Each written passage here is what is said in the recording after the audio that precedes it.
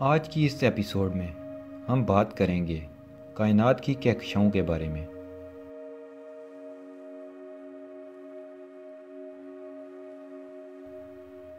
एक अंदाजे के मुताबिक हमारी सारी काबिल मुशाहिदा कायनात में लगभग 2 खरब से भी ज़्यादा कक्षाएँ मौजूद हैं। ये एक मोहतात अंदाज़ा है। बाज़ दीगर अंदाज़ों के मुताबिक ये तादाद 4 खरब कक्षाएँ भी बताई जाती है। इनमें से हर कक्षा अपनी अपनी जगह मुनफरद, मुतहरक और नहायत अजीम शान है। इन खरबों कक्षाओं में से एक कक्षा मिल्की वे है और ये कक्षा हमारा घर है। हम इसी कक्षा के बाशिंदे हैं। ये कक्षा अरब अरब सितारों की अजीम शान ममलकत है। हमारी कक्षा मिल्की वे की उम्र तकरीबन 12 अरब साल है।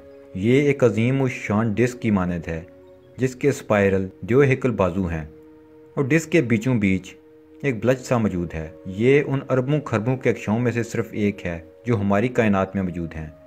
वो कक्षाएं जिनमें से कई के बारे में जानने के बावजूद हमें आज तक ये मालूम नहीं हो सका कि उनकी असल तादाद कितनी है।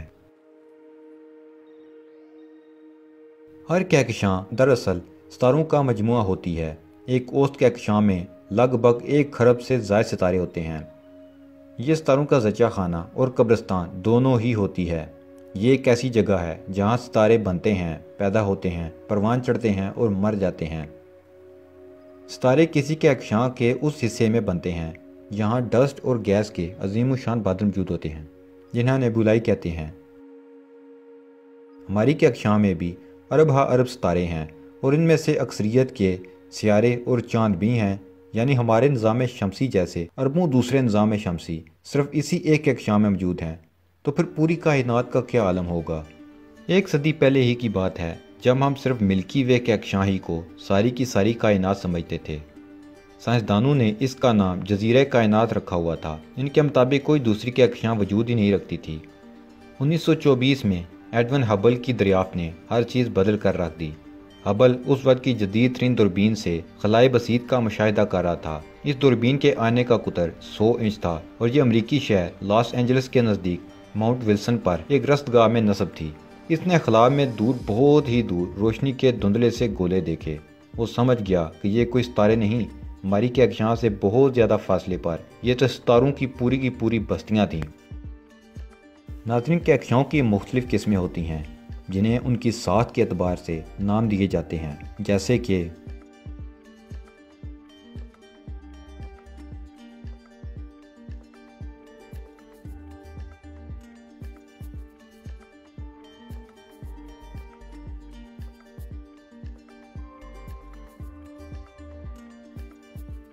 हमारे लिए कक्षाओं की वुसअत का तसव्वुर करना नहायत ही मुश्किल है।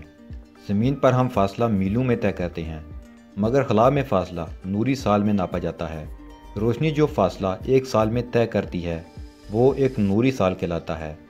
ये फ़ासला 60 खरब मील जितना बनता है। अपनी कक्षा यानी मिल्की वे के मरकज़ से ख़ुद हमारा फ़ासला भी 25,000 नूरी साल से कुछ ज़्यादा है। अगर मिल्की वे की ही बात करें जिसका शुमार वो जिसामत वाली कक्षाओं में होता है तो इसकी चौड़ाई भी तकरीबन 1 लाख नूरी साल बनती है। अपनी अज़ीम शान वुसअत के बावजूद यह कायनाती सहरा में रेत की एक मामूली ज़र्रे की मानद है। अगरचे हमें यह कक्षा बहुत बड़ी लगती है लेकिन यह कायनात में मौजूद दूसरी कक्षाओं के मुकाबले में खासी छोटी है। मतलब हमारी पड़ोसी कक्षा एंड्रोमेडा, उसकी चौड़ाई तकरीबन 2 लाख नूरी साल है। इसका सीधा साधा मतलब ये हुआ कि वो हमारी कक्षा से दुगनी रकबे पर फैली हुई है। M87 गैलेक्सी ये एक बैज़वी कक्षा है जो एंड्रोमेडा के मुकाबले में भी खासी बड़ी है, लेकिन फिर भी IC1101 नामी कक्षा के मुकाबले में नहायत छोटी सी है। IC1101 कक्षा अब तक की दरियाफ्त होने वाली सबसे बड़ी कक्षा है। ये हमारी कक्षा से तकरीबन 60 गुना बड़ी है। कायनात की इब्तिदा आज से 13.7 अरब साल पहले बिग बैंग से हुई थी और कायनात में अवलीन सितारा बिग बैंग के 20 करोड़ साल बाद वजूद में आया था। ग्रेविटी ने ऐसे अरबों अवलीन सितारों को बतदरीज यकजा करना शुरू किया और आखिरकार कायनात में अवलीन कक्षाएं वजूद में आ गईं। हबल खलाई दूरबीन हमें माजी के इस अवलीन दौर में झांकने का मौका फराहम करती है कि जब कक्षाएं वजूद में आना शुरू हुई थीं।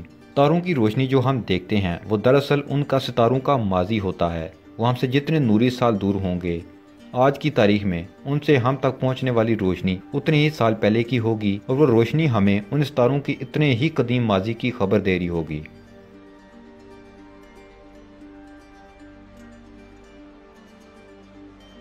नाज़रीन, सितारे कक्षाओं को तश्कील देते हैं और कक्षानी जुर्मट भी वहाँ मुनज़्ज़म व मरबूत होकर जुर्मटों के जुर्मटों यानी सुपर क्लस्टर्स को जन्म देते हैं।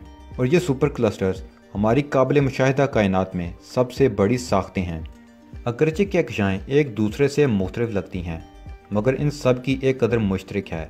ये सब की सब अपने मरकज़ के गिर्द घूम रही हैं। उनमें मौजूद सितारे कक्षानी मरकज़ में मौजूद किसी नादीदा चीज़ के गिर्द दीवाना वार भाग रही हैं, उसके गिर्द घूम रही हैं। बहुत मुद्दत से साइंसदान ये जानने की कोशिश में थे कि आखिर वो क्या चीज़ है जो कक्षाओं को मुख्तलिफ शक्लें इख्तियार करने पर मजबूर करती है। अब उन्होंने इसकी वजह दरियाफ्त कर ली है। कक्षानी मरकज़ में मौजूद ब्लैक होल उन्हें ऐसा करने पर मजबूर करता है। बल्कि ये कहना ज़्यादा सही होगा कि हर किस्म का ब्लैक होल नहीं, बल्कि सिर्फ सुपर मैसिव ब्लैक होल ही ऐसा कर सकता है। कक्षानी मरकज़ में ब्लैक होल मौजूद होने की सबसे पहली निशानी ये है कि कक्षानी मरकज़ से ज़बरदस्त तवानाई लेकर रही होती है। इस तवानाई का सरचश्मा ब्लैक होल ही होते हैं।